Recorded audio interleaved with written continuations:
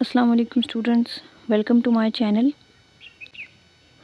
अच्छा जी, काफ़ी इंतज़ार के बाद पीपीएससी ने आखिरकार जो असिस्टेंट रजिस्ट्रार कोऑपरेटिव सोसाइटीज़ है उनका रिज़ल्ट अनाउंस कर दिया है।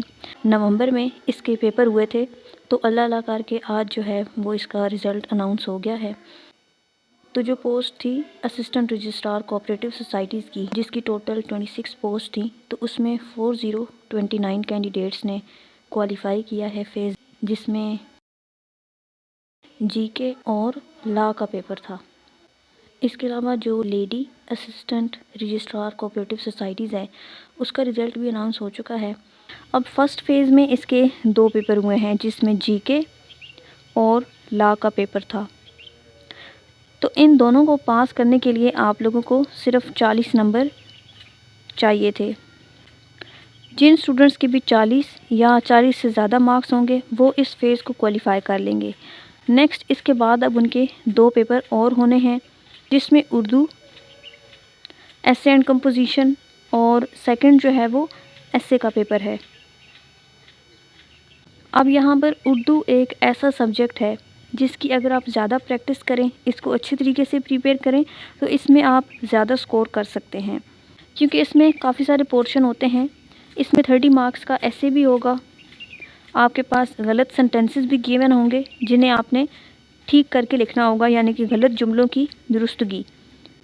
उसके बाद आपके पास मुहावरे भी होते हैं, यहाँ पर तलखीस का एक पैराग्राफ, कुछ अशार की तशरीह और ट्रांसलेशन। तो ये काफ़ी सारे पोर्शन हो जाते हैं। अगर आप हर पोर्शन को अच्छे तरीके से प्रिपेयर करें तो आप इस सब्जेक्ट में बहुत अच्छा स्कोर ले सकते हैं।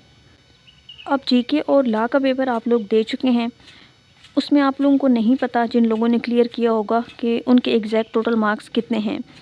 जनरल नॉलेज के पेपर में तो आप फिर भी अंदाज़ा लगा लेते हैं, लेकिन लॉ का जो पेपर हुआ है तो वो क्वेश्चन अक्सर भूल जाते हैं और आपको नहीं पता होता कि टोटल आपके कितने ठीक हैं। तो अभी अपने मार्क्स को मैक्सिमाइज़ करने के लिए, ताकि ये जो 4 सब्जेक्ट्स हैं इनको मिलाकर आप एक अच्छा स्कोर ले सकें और इंटरव्यू के लिए क्वालिफ़ाई कर जाएं, तो उसके लिए बेहतर ये है कि जो रिमेनिंग 2 पेपर हैं उन पर ज़्यादा मेहनत करें।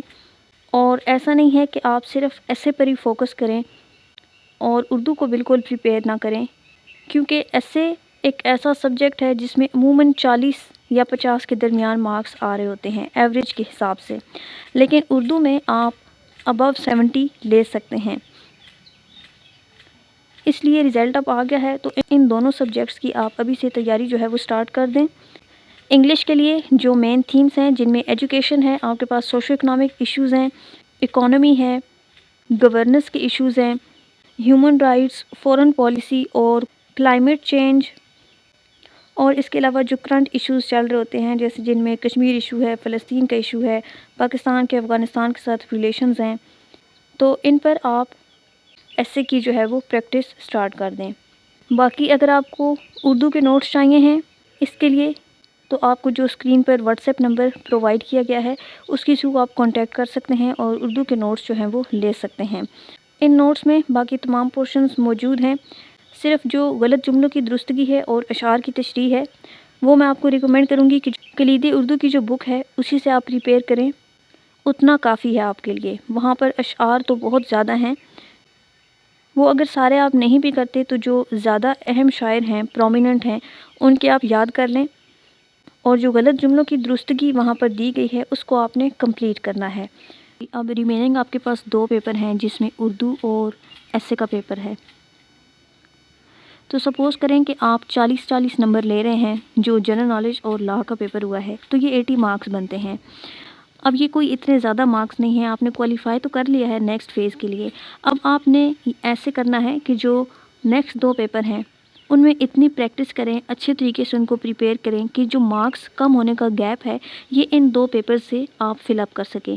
अब यहाँ पर अगर हम देखें तो ऐसे एक ऐसा सब्जेक्ट है जो वैसे ही रिस्की है और इसमें एवरेज मार्क्स जो हैं वो 40 से 50 के दरमियान ही आते हैं।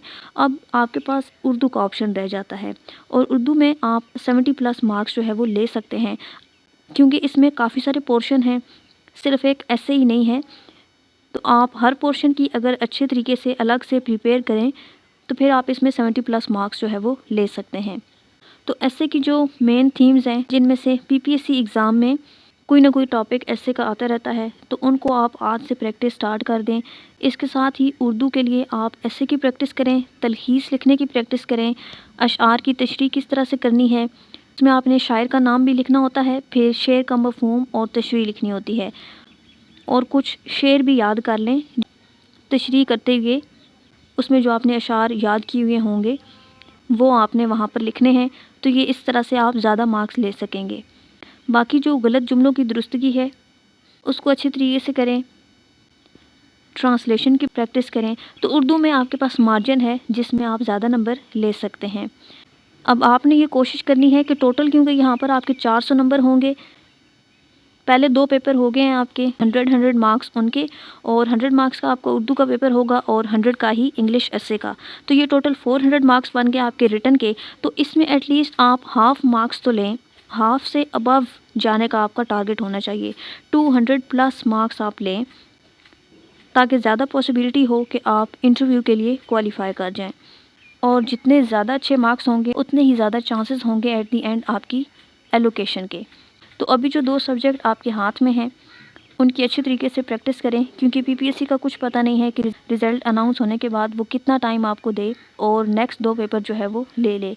STEO پیرا کے بارے میں سب کو پتہ ہے کہ جیسے ہی رزلٹ اناؤنس ہوا تھا تو اس کے بعد بہت ہی کم ٹائم تھا اسٹوڈنٹس کے پاس، اور ان کو ایسے کی پریکٹس کرنے کے لیے بھی اتنا ٹائم نہیں ملا تھا، تو اس لیے ٹائم ویسٹ نہ کریں، اور جو امپورٹنٹ تھیمز ہیں ان پر اچھا مٹیریل پڑھیں اور پریکٹس کریں، اور اردو کے بھی ہر سیکشن کو امپورٹنس دیں۔ That's all about today's video, I hope کہ یہ آپ سب کے لیے یوزفل رہی ہو۔ اردو کے نوٹس اگر آپ کو چاہیے ہیں تو جو نمبر مینشنڈ ہے اس کے تھرو آپ کانٹیکٹ کر سکتے ہیں، صرف آپ نے واٹس ایپ کے تھرو ہی کانٹیکٹ کرنا ہے، اور جو ٹائمنگ مینشنڈ ہے اسی ٹائم کے اندر ہی آپ میسج کریں گے، اگر لیٹ کریں گے تو پھر آپ کو اگلے دن کا ویٹ کرنا پڑے گا۔ واٹس ایپ پر آپ صرف نوٹ سے ریلیٹڈ ہی انفارمیشن لے سکتے ہیں، باقی جو ارریلیونٹ میسیجز ہیں یا ایگزام سے ریلیٹڈ کوئی کیوری ہے تو وہ آپ اس چینل پر کمنٹ سیکشن کے اندر پوچھ سکتے ہیں۔ کائنڈلی کالز وغیرہ کو اوائڈ کیا کریں، رسپانس جو ہے وہ آپ کو صرف میسج کے تھرو ہی ملے گا۔ That's all, thanks for watching, اللہ حافظ۔